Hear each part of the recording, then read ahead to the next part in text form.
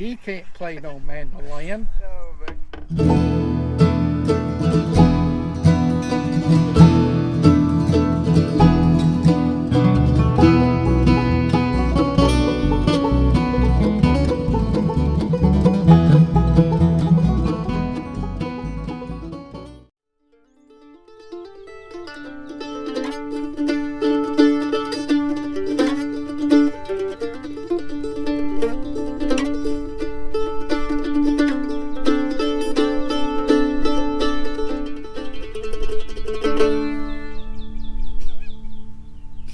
Everybody, welcome back to the Bluegrass Farmer. I know you was really impressed with all that. I know I was. Before we really get started on this video, I want you all to know right up front that I am not a mandolin player. Don't claim to be. You know, you have gifted musicians. You have musicians that play 3, 4, 5, 6 different instruments, and I know some that can play all 6 or 7 or whatever just professionally. They not a note missed. And there's some like me that they feel comfortable with other instruments like the banjo, the guitar.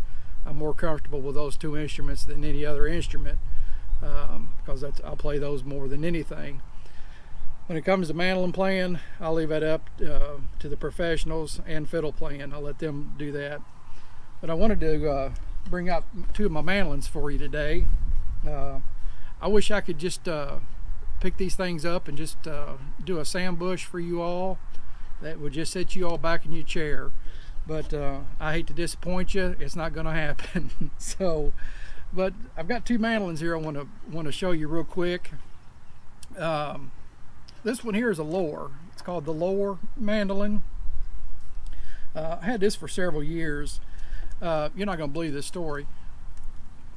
Several years ago, I went online just looking for mandolins. I wanted a good mandolin, but I didn't want a real expensive one. Found some reviews on the lower, and people just really raved about them. So I thought, you know what the heck, if I don't like it, send it back. So anyway, I ended up buying this one here. This was a LM 600 VS lower, and I'm gonna tell you what, is the best money I ever spent on a mandolin. When this thing came, it was set up perfect. The action was I couldn't have put it any better. I love the action on it. It was great. It's got a good sound to it. It's a good chop to it. So for the money, you just can't beat it. But like I say, I am not a mandolin player. Don't claim to be.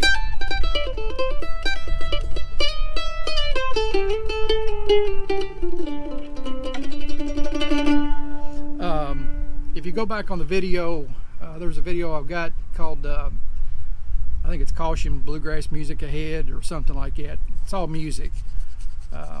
All the instruments in that video I play, and all the mandolin music parts in that video I play.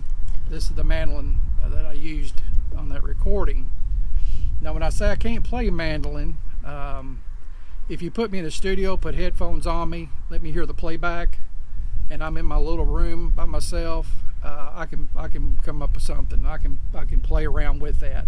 I'm comfortable doing it that way. If I make a mistake, just go back and re-erase it and do it again. But that's how I can play the mandolin.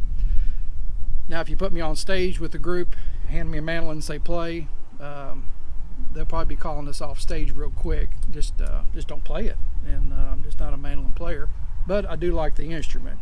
And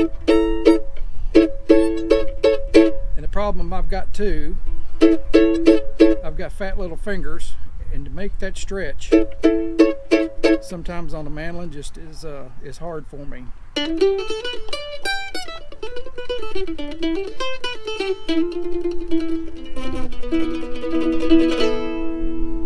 But it's a good little mandolin. So I encourage you, if you're looking for a kind of a non-expensive mandolin that's got a good sound, a good chop, check out the lower. I think you'll be happy with it. Let me show you another one here I got. we're going to step up in price a little bit. This one here is this is the Gibson. This is the Gibson Fern mandolin. And you can probably tell the strings on here they're rusty. I just don't play them. You know, I've got them for keepsake. Bought this in Moorhead, Kentucky, and it's a beautiful mandolin. It is. It's called the and I'm reading the sticker inside, the Gibson Master model. It's got the serial number and everything in here. But what's really special about this mandolin, and the other sticker down here, and I'm going to read it to you as what it says in here. The top, back, tone bars, and air chamber of this instrument were tested, tuned, and the assembly instrument tried and approved October 26, 1999. And the signature on this is Charlie Darrington. So those of you that are mandolin players know the name Charlie Darrington. And I've never met Charlie. I do know the story about his death and everything, but I'm really proud to say that I've got a mandolin here that was actually signed by Charlie Darrington, and of course played by him at the Gibson factory. If this had some good strings on it, you can just hear it. It's just huge. And I like the neck on this too. The neck is a lot thinner. This is a thinner neck. It's more of the fiddle style neck, whereas the lower, it's pretty thick. But now this one here,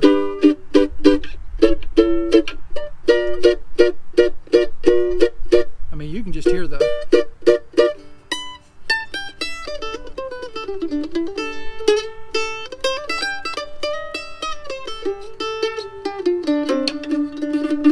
like I say, it's out of tune. I just wish I could just burn one off here for you all, but I can't. Just like I say, but no, it's a Charlie Darrington hand signed mandolin. I think it's the Fern, what they call the Fern model. So some of you mandolin guys out there and gals could probably tell me a whole lot more about this mandolin than I know. That's one thing I don't know too much about is mandolins. I don't know too much about histories on them and stuff like that. So I know you all watching this, some of you all out there could probably give me a whole history on this. And what I'm going to do too is I'm going to give you the serial number on this mandolin. So for those of you that are into the serial numbers, y'all can maybe tell me what I've got here. It's a serial number is 91022029. And I'll read that back to you. 91022029. And like I said, it just says the Gibson Master model.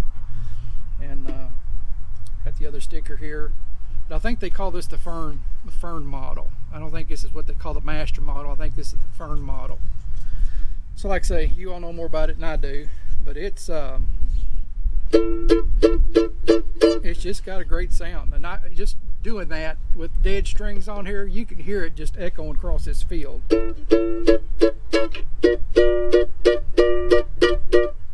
So there was a guy in our band who is a mandolin player now. He played it and just he loved it. And I always enjoy being able to hand an instrument to somebody that knows how to play it and let me hear it back. So it's just really neat how that sounds, and then you watching how they play and everything.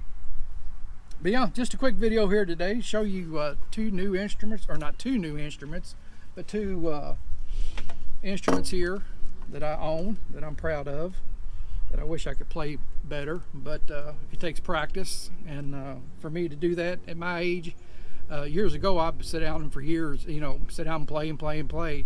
Today, I get out and practice when I can, so I'm behind on my mandolin skills. But I wanted to show you these. These are my mandolins, and I'm happy with them. And appreciate y'all being with me today. Next video you'll probably see, it's going to probably be a lull in the videos for a little bit. But the next video I'm going to probably put up, now I might throw one in here before then, but it'll probably be the Dan Tominski show. Me and Miss Bluegrass Farmer are going to Owensboro, so I'll probably doing some filming down there. I won't film the show, of course, but be down there. So again, if you see me down there, say hey, I'd love to talk to you. But anyway, appreciate you being with me today. I've got one more instrument that I need to bring out, and I think we'll be done with all the instruments. So we'll have to get that out later on. And I'll tell you what it is. It's a dobro. So you all will have to sit back. Jerry Douglas, you're in trouble, son. When you hear me play, when I throw that dobro on you, it's gonna be just like the mandolins. So anyway, I appreciate you guys and gals being with me today. Y'all have a great rest of the day, week. It's beautiful here in Kentucky. I took off from the farm today, so had a little time on my hands. I want to do a video, but I'm heading to the farm tomorrow. It's supposed to be like 75 tomorrow, so I'm looking forward to that. All right, folks, keep your fingers loose and your strings tight. Go out and get you a mandolin, play it, learn how to do it. And when you do, send me a video where I can learn how to play it. So y'all take care, and thanks for watching the Bluegrass Farmer.